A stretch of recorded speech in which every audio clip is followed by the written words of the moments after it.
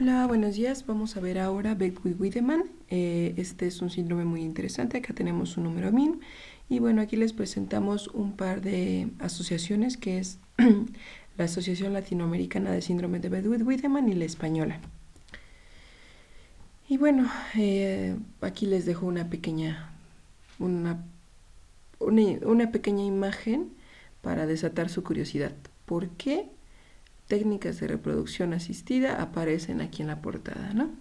Bueno, como definición tenemos que es un trastorno de impronta genómica, es decir, está dado por una alteración en el control de la impronta en una región que tiene esta característica de impronta, que es 11p15.5.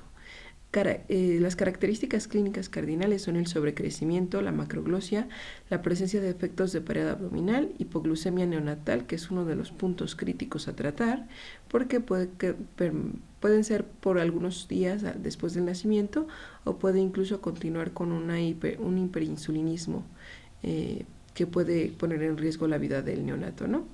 Predisposición a tumores embrionarios. Y en general se debe a efectos genéticos o epigenéticos de la región que mencionamos, ¿no? Tiene una prevalencia global de 1 por 10.340 recién nacidos vivos y a su vez en técnicas de reproducción asistida aumenta a 1 en 1100, ¿vale? Ahí por ahí donde tienen que investigarlo.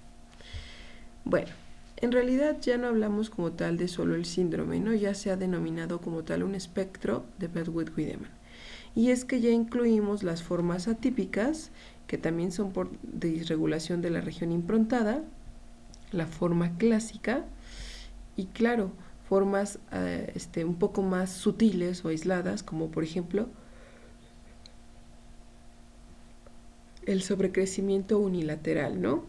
O la hemiperplasia aislada, que antes no la asociábamos solamente a Beckwith, pero ha cobrado un poquito más de peso en esta parte del espectro, ¿no? Y otras áreas de sobrecrecimiento aisladas que pueden ser un efecto de mosaico, ¿verdad? Muy bien. Entonces, como tal, aquí tenemos las características clínicas sobre las cuales evaluaremos. Esto es obtenido de un consenso de 2019. Y bueno, aquí vamos a ver cuáles son, ¿no? Las cardinales. Por cada una de las cardinales vamos a dar 2 puntos y por cada una de las sugestivas solo 1. Al final, si sumamos 4, prácticamente tenemos el diagnóstico clínico de Beckwith-Wiedemann. Uno de los ejes es macroglosia. Tiene una frecuencia muy, muy alta. Otros el exonfalos, o como lo conocemos mejor en México, que es onfalocele.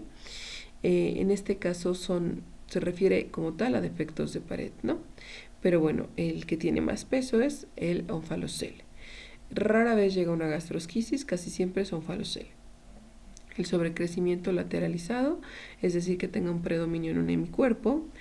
Y claro, la presencia de tumores embrionarios, ¿no? Como tumor de Wilms, que es el más frecuente de los mismos. Recordemos que hay un 7% de riesgo de desarrollar tumores embrionarios y más de la mitad son por tumor de Wilms. Aunque depende de, aquí sí hay una correlación genotipo-fenotipo, porque también cuando tenemos la afectación del centro de control de impronta 1, el 2, tenemos a veces un riesgo un poquito más alto de hepatoblastoma. Y otros tumores que podemos encontrar son el neuroblastoma, carcinoma adrenocortical o fecromocitoma, rhabdomyosarcoma, entre otros, ¿no? Pero bueno, esos ya pasarían a ser características sugestivas. El hiperinsulinismo, que dura más de una semana y requiere tratamiento intenso, ¿no? Y algunos hallazgos patológicos como la citomegalia de la corteza suprarrenal. Este es un dato de hecho considerado patognomónico. La displasia mesenquimatosa placentaria o adenomatosis pancreática también son datos que tienen mucho peso, ¿no? Recordemos que hay varias visceromegalias que pueden presentarse. Ahora, como las sugestivas, tenemos un peso al nacer por arriba de 2 desviaciones estándar. Recordemos que estos chicos son macrosómicos y esto es muy importante porque nos puede llevar a una prematurez. Nebus simple facial, el más característico es el nebus flammus. Por otro lado, podemos encontrar polidroamnios o placentomegalia. Podemos encontrar pits o tacs, o sea, pliegues o hoyuelos en el oído, sobre todo en la región posterior del lóbulo. Hipoglucemia transitoria, que dura menos de una semana, que es también bastante frecuente, pero más inespecífica. Los tumores que ya habíamos mencionado, la presencia de visceromegalias como nefromegalia o hepatomegalia, también puede estar involucrado páncreas, vaso, la misma glándula adrenal, y otros defectos de pared umbilical menos severos, como lo sería la hernia umbilical y la diástasis de rectos. Recordemos, prácticamente el diagnóstico lo tenemos arriba de 4 puntos. Estos son los criterios anteriores, en los cuales se requerían por lo menos 3 hallazgos, que eran 2 mayores y un menor. Y aquí sí tomamos un poquito más fuerte en cuenta la historia familiar positiva. Recordemos que una de las formas de Bedwick-Wiedemann está asociada a un patrón de herencia autosómico dominante. ¿Ok? Y bueno, la macrosomía como tal era que el peso y la talla estuvieran por arriba de la percentila 97 o más de 2 deviaciones estándar. Lo demás es un poquito redundante, ¿no? Y por otro lado, aquí tenemos los criterios menores, que aquí sí ya tenemos francamente la prematurez, el neofacial que mencionábamos, dentro del cual también encontramos diferentes hemangiomas, y aquí sí tomamos un poquito más en cuenta la fascia característica, ¿no? Que es una hipoplasia mediofacial. También podemos encontrar cardiomegalia, anomalías cardíacas estructurales, porque la frecuencia se eleva en esta patología, y hasta el desarrollo de cardiomiopatía. Y otro de los datos que se consideraban o que debemos de considerar también es la edad ósea avanzada. Y bueno, como sabemos, aquí algunos de los datos cardinales es el sobrecrecimiento como tal, y aquí tenemos la macrosomía, la hiperplasia y también algo muy importante, la macroglosia, que puede ser en general o puede ser hemimacroglosia, quiere decir que solo la mitad de la lengua tenga un sobrecrecimiento. Dentro de las visceromegalias, las más frecuentes que tenemos es en hígado, páncreas, riñones. En riñones también podemos tener otras anomalías como nefrocalcinosis, quistes renales y propiamente la nefromegalia. Y las glándulas suprarrenales igual también se pueden ver afectadas de forma unilateral y bilateral. Igualmente el vaso se puede afectar. Acá en la primera imagen tenemos una macroglosia franca y también tenemos el nevus flammus, ¿no? Acá tenemos la hemiperplasia, donde vemos que una extremidad no solamente es más larga, sino también tiene un diámetro mayor, y si nosotros vemos sus radiografías, incluso tendrá una edad ósea mayor. Entonces aquí, por ejemplo, comparamos y vemos que el diámetro de los huesos largos es marcadamente aumentado, pero no solo el hueso, sino también todo el tejido blando está aumentado en tamaño. Crecen disrítmicamente, ¿no? Y aquí tenemos la presencia de macroglosia con el nevus y un sobrecrecimiento marcado, ¿no? Como lo comparamos, no es por edema, es un crecimiento como tal, aumentado. Y acá tenemos las glándulas adrenales sumamente aumentadas, como vemos incluso cómo desplazan al propio riñón. Tenemos los defectos de pared, que si bien lo más frecuente es el onfalocele, no hay que descartar la hernia umbilical, ni la diástasis de rectos abdominales, y aquí tenemos un mortinato con este defecto de pared, ¿no? Donde protruyen las vísceras a través del cordón umbilical. Recordemos que en la etapa embrionaria nosotros tenemos que las vísceras abdominales, una parte incluso del intestino, tiende a salir por el cordón y retomar su posición posteriormente, cerrando este pequeño orificio, ¿no? De forma parcial, pero ya dándole integridad a la pared abdominal para la contención de las vísceras. En este caso, esto no se lleva a cabo de forma adecuada y por tanto continúa la protrusión a pesar de que el feto vaya creciendo y madurando, ¿no? Acá tenemos algunos de los tumores embrionarios. Como decíamos, el tumor de Wilms en realidad es más del 50% de los casos. Le sigue el hepatoblastoma, que también tiene una correlación genotipo-fenotipo, el neuroblastoma, rhabdomyosarcoma, entre otros, ¿no?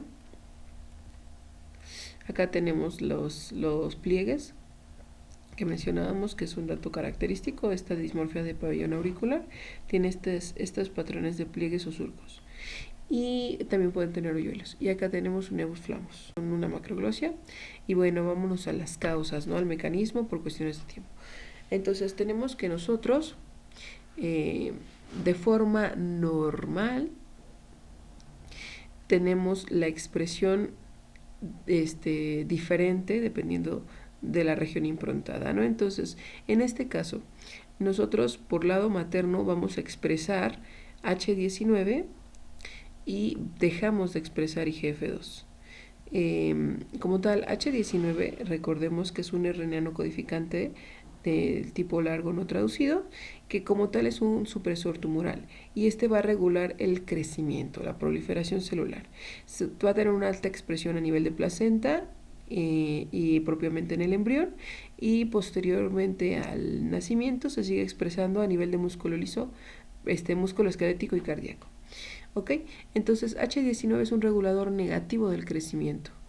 Y por parte del padre nosotros tenemos apagado H19 por la metilación del centro de control de impronta tipo 1, que impide que se una el factor de unión CTCF y por tanto bloquea la expresión de H19, permitiendo la expresión de IGF-2, que este es un factor de crecimiento similar a la insulina tipo 2 y bueno, al contrario de H19 va a regular el crecimiento de forma positiva, va también a tener una expresión importante tanto en el embrión como en la placenta.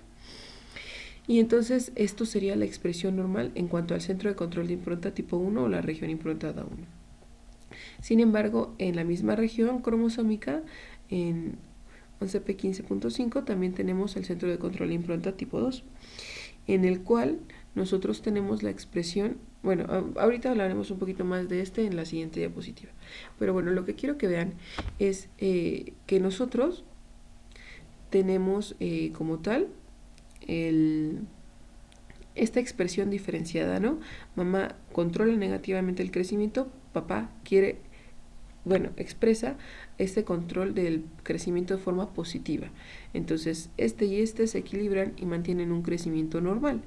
Pero, ¿qué va a pasar si no tenemos una adecuada metilación del centro de control de impronta y metilamos también este centro de control de impronta 1 en la madre? Entonces, en este caso, nosotros lo que vamos a tener es que se queda sin expresarse H19, nuestro controlador negativo, y se sigue expresando IGF-2, ¿no? Entonces, acá tenemos una doble expresión del regulador positivo sin la expresión del regulador negativo. Por tanto, tenemos el patrón de sobrecrecimiento. Muy bien, entonces ahora sí, vámonos al mecanismo. Entonces, acá ya habíamos visto el primero, vámonos al segundo. Tenemos el centro de control de impronta 2, en el cual estamos teniendo 3 genes que se están expresando, ¿no? Por un lado tenemos al KCNQ1, que codifica para un canal de potasio dependiente de voltaje, que tiene una expresión muy alta a nivel del embrión de forma materna y a nivel del feto se expresa bialélicamente, ¿no? Entonces, al igual que este inhibidor de cinasas dependientes de ciclina, de ciclina G1, van a regular negativamente el crecimiento y la proliferación celular. Por tanto, nosotros lo que tenemos es que además hay algo que va a regular la expresión de estos dos, ¿no? Que es el OT1 o el KNCQ1 OT1, ¿no? Que es un factor antisentido que es de la expresión del exón 10, que es que tiene la misma secuencia que el exón 10 y es donde va a interferir, ¿no? Entonces este antisentido va a expresarse solamente por vía paterna y entonces cuando se expresa porque la región de impronta no está metilada, permitiendo la expresión de OT1, lo cual va a bloquear la expresión de los 2 genes anteriormente mencionados, que son reguladores negativos de la proliferación celular. Por tanto, el que se exprese OT1 va a bloquear esta regulación negativa, permitiendo pues por así decirlo, una regulación positiva. Entonces, recordemos nuevamente, esto sería lo normal. Y entonces, cuando tenemos una pérdida del control de la impronta en el centro de control de impronta tipo 2, lo que tenemos es que se va a sobreexpresar OT1 y por tanto bloqueamos la expresión de nuestro inhibidor de cinasas y nuestro canal de potasio, llevándonos a la proliferación celular sin este control negativo. Entonces, este es el otro mecanismo, de hecho el más frecuente. Pues recordemos, ¿no? La expresión paterna es la que tiende a crecimiento y la expresión materna es la que tiende a regularlo de forma negativa. Por tanto, por una disomía uniparental materna nos llevaría al síndrome contrario, ¿no? Que sería Silber-Russell, contrario entre comillas, ¿no? Porque es un síndrome donde vamos a afectar el crecimiento propiamente. Entonces, son alélicos en la región, sin embargo, dependen directamente del patrón de impronta, de si es una disomía uniparental materna, Silber-Russell, y si es una disomía uniparental paterna, Beckwith-Wiedemann, ¿no? Sobre crecimiento. Las mutaciones ya las habíamos comentado y aquí los tenemos en los diferentes porcentajes. Entonces recordemos, el más frecuente es por defectos de metilación en el centro de control de impronta tipo 2. Le sigue la disomía uniparental paterna. Luego tenemos como tal las mutaciones y algunas alteraciones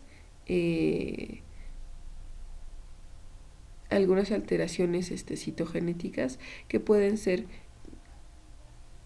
la ganancia de metilación del centro de control de impronta 1 y ahora sí algunas alteraciones citogenéticas que pueden ser translocación, inversión, duplicación. Recordemos que estos arreglos cromosómicos no nos permiten una regulación correcta, epigenéticamente hablando, de la impronta, ¿no? Y un 20% pues todavía son desconocidos. Probablemente aquí entren muchos de los mosaicos somáticos donde la expresión o la alteración está directamente en tejido, pero no siempre es fácil de rastrearla. Y entonces eso nos lleva a cómo lo vamos a abordar clínicamente, ¿no? Entonces nosotros tenemos el score y sabemos que puede tener más de 2 criterios, por lo menos más de 2 o menos de 2, ¿no? Si tenemos más de 4 prácticamente ya tenemos el diagnóstico clínico, ¿no? Pero bueno, vayámonos a más de 2, ¿no? Tal vez una forma típica o algunos datos que todavía no hemos identificado. Bueno, entonces lo primero que tenemos que hacer es un estudio de metilación para la región de impronta 1 y la región de impronta 2. Si este sale positivo, podemos irnos a CNVs. Si por ejemplo son las dos regiones, pues eso nos habla prácticamente de una disomía uniparental paterna y entonces esto lo podemos corroborar con el estudio de microarreglos a través de SNPs o de microsatélites, ¿no? Para rastrear el origen parental, que pues, lo seguro es que sea paterno. También podemos a través de esto buscar alteraciones, incluso tomar un FISH, un cariotipo para complementar y descartar anomalías cromosómicas como tal de la región, ¿no? Y si fueran negativos estos anteriores, el CNV es negativo, podemos hacer lo que decíamos, ¿no? el microarreglo, o bien podemos hacer la secuenciación dirigida para detectar una alteración a nivel del centro de control de impronta 1. Y también podemos estudiar directamente cómo va a estar expresándose el OT1, ¿no? Ahora, si esto sale negativo el estudio de metilación, pues nos vamos a la secuenciación del CDK y también podemos estudiar directamente los mosaicos. Y bueno, cuando no tenemos un estudio molecular, nos podemos ir a revisar nuevamente los criterios para ver si logramos un score mayor a 4 para dar un diagnóstico de Beckwith-Wiedemann o bien empezar a buscar algunos diagnósticos pues alternativos, ¿no? Muy bien. Entonces, como tal, el estudio de metilación, que creo que es la parte más importante, se realiza a través de un MLPA sensible a metilación. El MLPA, recordemos que es la amplificación de sonda dependiente del ligando múltiple y es a través del uso de un PCR con múltiples sondas, tanto de la región como de otras regiones para hacer comparaciones. Y recuerden que vamos a hacerlo de forma cuantitativa y vamos a utilizar enzimas de restricción para islas CpG de secuencias no metiladas, que es como vamos a poder cuantificar el patrón de metilación, ¿no?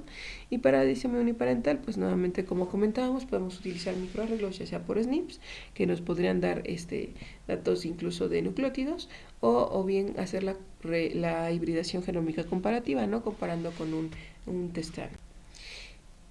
Y por otro lado, entonces el abordaje básicamente es a través de los estudios de metilación, complementamos para identificar las disomías uniparentales y podemos irnos dirigidamente también a la metilación directa del OT1, que es donde vamos a encontrar la mayor parte de los diagnósticos, o la metilación directa del H19. ¿Okay? que tal vez la frecuencia no es tan alta, pero no sé por qué siempre se aprenden muy bien ese mecanismo. Y bueno, aquí tenemos los porcentajes que obtendremos a través de los diferentes estudios que ya mencionamos. Y bueno, aquí es muy importante también asociar la correlación genotipo-fenotipo, porque cuando tenemos mutaciones de CDK vamos a tener una historia familiar positiva. Y clínicamente se asocian al onfalocele y al paladar hendido, así que aunque no es tan frecuente en Bedouin-Wiedemann hendiduras palatinas, pues sí es importante asociarlas y buscar dirigidamente la mutación, porque puede ser hereditario y eso es importante para el asesoramiento genético. Y por otro lado, cuando tenemos la disomía, pues tenemos mayor riesgo de tumores, ¿no? Hemihiperplasia y tumores, como sobre todo WIMS.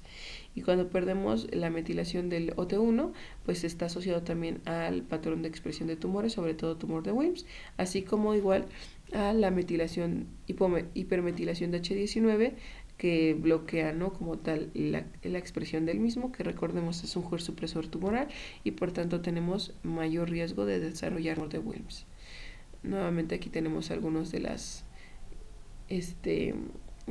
alteraciones y recordemos, ¿no?, el hepatoblastoma también se relaciona a la pérdida de metilación del centro de control de improntados. En general, cognitivamente no tenemos alguna alteración, a menos que sean adquiridas. Esto puede estar asociado sobre todo a las hipoglucemias, no tratadas adecuadamente, o los trastornos de ventilación. Y bueno, el modo de herencia, pues el 85% de los afectados no tienen mayor recurrencia y son cromosómicamente normales. Ok, estas son por cambios espontáneos, tanto de metilación como del gen. Como de la región 1 o de la región 2. Bueno, por otro lado, del 10 al 15% están asociados con la mutación del gen CDK y por tanto tienen un patrón de herencia autosómica dominante, pero con una penetrancia incompleta.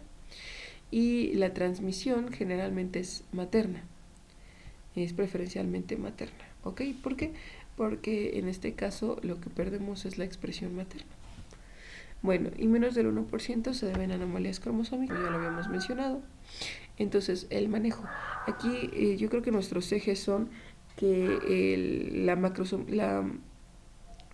macroglosia es uno de los principales problemas, y entonces aquí el 60% van a tener que incluso requerir una intervención quirúrgica pues de forma muy temprana, porque va a tenernos una obstrucción respiratoria, y recordemos que la macroglosia pues va a comprometernos eso, ¿no?, la alimentación y la vía respiratoria. Entonces el tratamiento es urgente. Y por otro lado, el seguimiento de la hipoglucemia, porque podemos tener la transitoria, pero también podemos tener el hiperinsulinismo refractario, y entonces aquí sí tenemos que tener una medicación adecuada y un soporte, porque si no podemos tener las consecuencias de una hipoglucemia neonatal. Y recordemos el abordaje también muy importante con ultrasonido abdominal para evaluar las visceromegalias, las anomalías estructurales como tal y la presencia de tumores embrionarios, que de hecho de aquí se activa como tal el protocolo de tumores. Entonces, también se tiene que hacer la evaluación cardíaca, porque aunque no es tan frecuente, sí tenemos hasta en un 23% alguna de las alteraciones, y recordemos que aumenta la incidencia de malformaciones cardíacas. Y podemos llegar incluso hasta una miocardiopatía, así que el seguimiento continúa, ¿no? Y entonces, pues básicamente el seguimiento va a ser multidisciplinario, va a requerir oncología, cirugía plástica, endocrinología, ortopedia, entre otros. Y bueno, aquí yo creo que algo de lo que nos tenemos que quedar muy en cuenta es prevenir complicaciones neurológicas, diagnosticar oportunamente y darle tratamiento oportuno a lo quirúrgico, a la macroglosia, a los defectos de pared, y pues identificarlo más oportunamente los diferentes tumores embrionarios, porque van a poner en riesgo la vida de nuestro paciente como tal. Y pues en algunas ocasiones incluso las visceromegalias tienen que ser también tratadas quirúrgicamente, ¿no? Y por otro lado, pues recordemos que vamos contra una integridad neurológica, y por tanto también tenemos que tomar en cuenta mucho el apoyo psicológico para confrontar este trastorno, ¿no? Y claro, el seguimiento ortopédico es súper importante, porque tiene que irse compensando ese sobrecrecimiento. Como tal, no hay forma de frenarlo, pero sí de compensarlo para que no genere mayores problemas ortopédicos. Y bueno, por mi parte eso sería todo. Aquí me despido y les dejo me quedo al pendiente de dudas y les dejo que investiguen el por qué se relaciona este defecto de impronta con los tratamientos de reproducción asistida. Gracias, hasta luego.